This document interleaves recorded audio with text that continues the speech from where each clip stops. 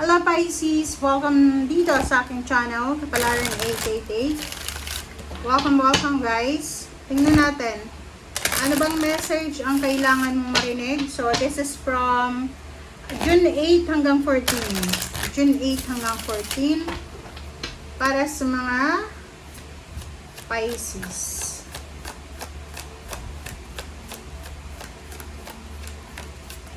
Okay. First card natin, Pisces, it's number 28. Number 10, guys. Protest. Wow! Pisces. Nasaan ka ba sa ngayon? Kasi para ang nakikita ko sa'yo, hindi ka masyadong komportable. Hindi ka masyadong komportable sa kung nasaan ka man sa ngayon. Kung tungkol dito sa trabaho mo, posibleng pakiramdam mo nakakaranas ka ng injustice and gusto mong magprotesta, parang gusto mong sumali sa mga union para sa protesta, or sinasabi ng bara sa'yo dito na ano ba yan, protesta kasi to so parang ang sinasabi ng bara sa'yo, this is 10 Gusto mo ng gusto mo ng magandang, you like a good result, parang ganun, good result. So, sasali ka ba sa protesta? Sasali ka ba sa kung ano pa man? Pa-comment sa comment section, or kung nasaan ka man ngayon na bansa, Pisces, mag-iingat ka. Okay, nasaan ka ba ngayon? Paki-comment sa comment section kasi posibleng ikaw ay dadaan sa mga lugar na may mga rally, protesta, ganyan. Ingat-ingat kayo ha, kasi this week is posibleng kahit nasa ibang bansa ka, ingat kayo sa mataong lugar, sa public places. Okay? Alright. Ano pa ba? Okay, next is number 15, number 6. Number 15, number 6. Garden. Garden, number 6. Something lovely will grow from this. May ginagawa ka ngayon, Pisces. May pinaplano, may tinatrabaho, may ginagawa ka ngayon na posibleng magpo-progress. Okay? So, ibig sabihin, there's a victory and success. Positive result na darating sa'yo because of this one. So, ano ba, estudyante ka ba? Ano bang nangyayari sa'yo? Kasi, may ginagawa ka ngayon parang may tinatrabaho ka. There's a blossoming abundance na ginagawa ka ngayon Pwedeng nagtatanim ka ng binhe. Like, ang nakikita natin dito, estudyante, pwedeng nag-a-apply ng promosyon, malapit nang mag-retire, nag-iipon ng pera para sa pagpapatayo ng bahay, negosyo, whatever man. Sinasabi na kung ano man daw itong ginagawa mo, ay may positive result na nag-aantay sa'yo dito. Okay? Alright.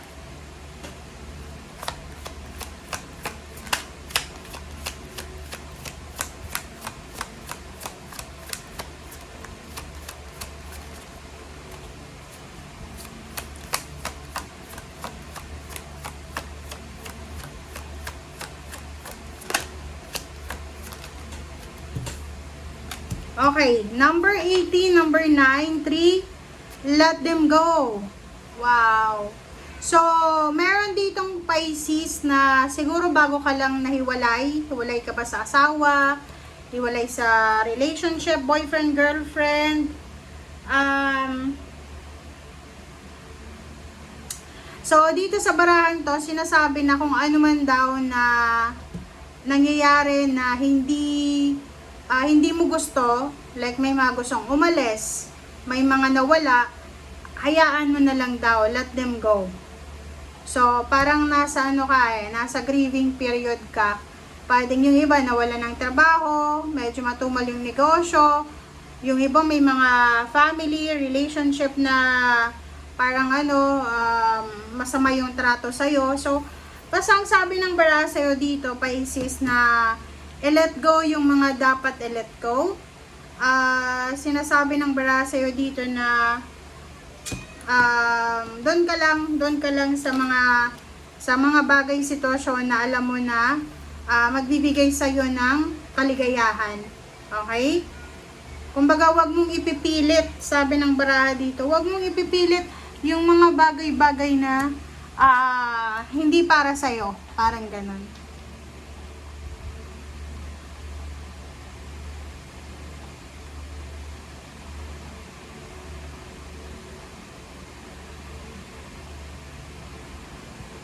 Alright. Let's check. Okay.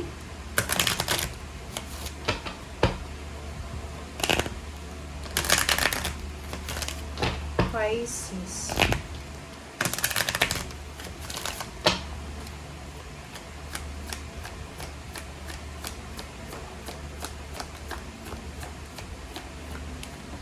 Okay, Court House, number 23, 5. Pisces.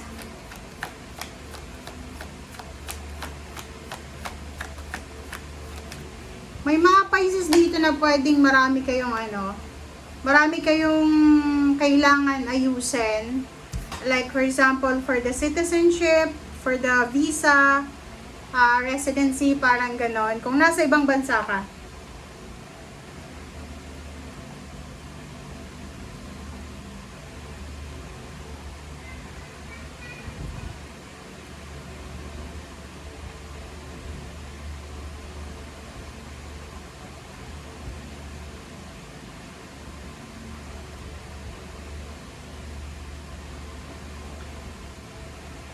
Okay, so dito sa barahang to, sinasabi ng baraha sa'yo dito na may kailangan kang ayusin na dokumento, papeles. Like for example, may binebenta ka bang ari-arian, lupa, bahay, sasakyan, or may gusto kang bilhin. Kasi sinasabi ng baraha sa'yo dito na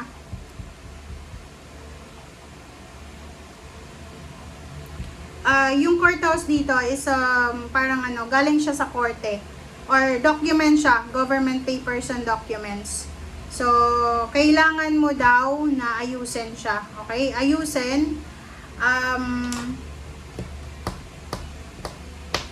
Kasi papeles to dokumento, papeles para sa promotion, salary increase, higher position, para sa retirement, or kung ano man na official,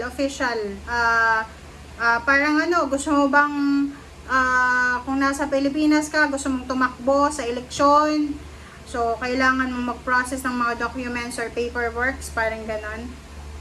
Okay, so courthouse and high honor. 25, I'm sorry, not 25, this is 5, 25, so 7, 5. Sabi ng baraha sa'yo dito na like anong tawag dyan, importante siya na documents, importanteng dokumento ang kailangan mong ayusin or ihanda ngayon. Okay? Alright. Wait lang guys. Pisces. Okay. Okay, let's check. Ano ba ang mga gustong sabihin sa'yo ng baraha? May mga recognition and awards ka.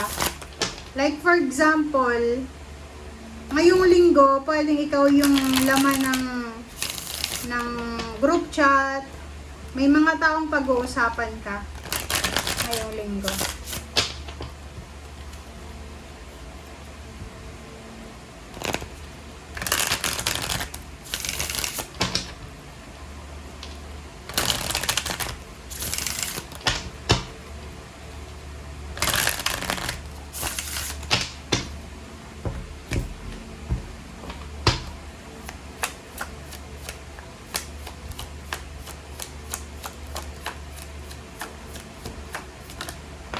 Alright.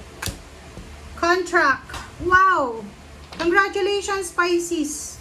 Talagang victory and success to guys, oh. Congratulations. Kasi, there's a good karma coming para sa'yo. Good karma siya, Pisces, kasi ito kontrata. So, pwedeng pipirma ka ng kontrata. Talagang may perang involved dito. Pwedeng ano to, renewal of contract, pwedeng promotion, salary increase, higher position talaga siya. Or may mga kailangan kang ayusin na kontrata, papeles, dokumento, official documents.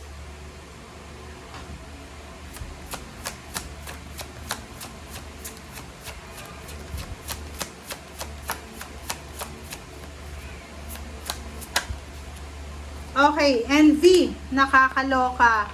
Careful ka lang ha, mag-iingat ka, Pisces, kasi maraming mga tao yung maiinggit sa'yo, okay? Maraming tao na kaiinggitan ka, or maraming tao yung maiinggit sa'yo. O, tingnan mo, 'di ba? Kaiinggitan ka nila eh, maiinggit sila sa'yo kasi, tawag dyan, maiinggit sila kasi nakikita nila na you're powerful, successful, ganyan. Okay?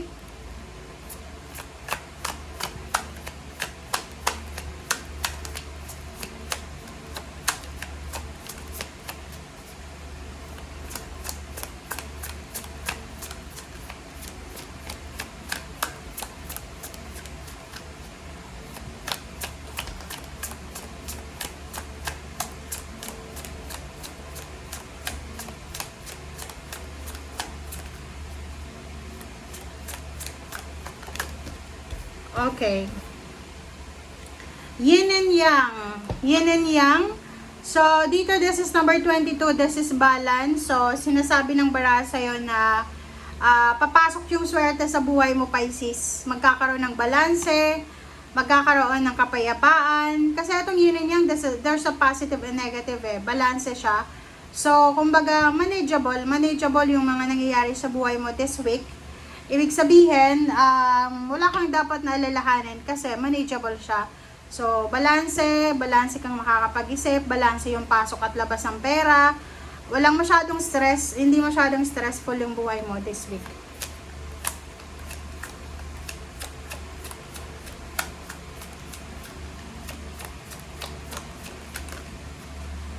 Okay. Number 38, fourth chakra, Archangel Raphael, o, diba? Sobrang confident ka din sa ngayon, Pisces. Confident ka sa kung ano man na meron ka sa ngayon. And, sinasabi ng barahan na to na may mga Pisces din na posibleng makakaalis na kayo from any bad attachment, from any bad connections. Okay?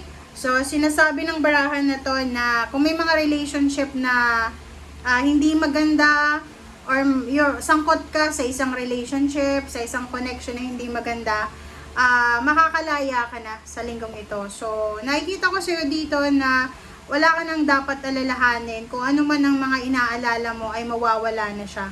Okay? And Archangel Raphael. So, okay, Archangel Raphael, sinasabi ng bara sa'yo dito na this is healing, energy healing. So, maganda to, napakaganda kasi magkakaroon ng healing yung sarili mo.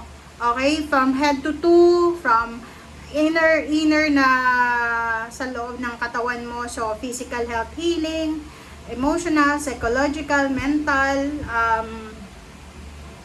revelation of truth, financial healing. Maraming mga kumbaga, mga hindi mo nakikita dati na makikita mo. There's a revelation. And, the fourth chakra na to na Archangel Raphael, may mga din like may isip kang mga trabaho, negosyo na pwede mong pagkakakitaan.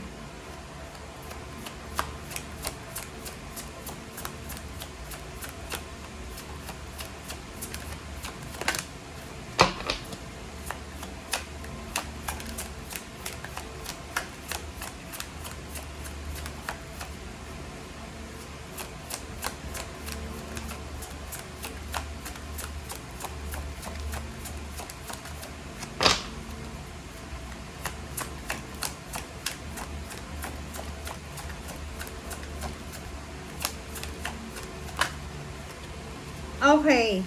Angel of Strength. door to romance, and indecision.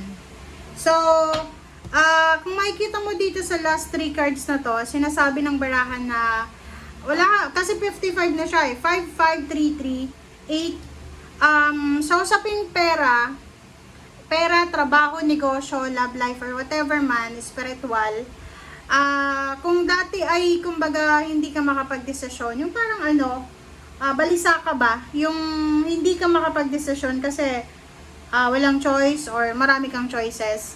Ngayon, sobrang clarity ito na makikita mo. Kumbaga, mawawala yung confusion, lalo na sa salapi. And magiging sobrang strong ka. Sobrang strong ka. The Angel of Strength is here para bigyan ka ng kalakasan, ng protection, ng motivation.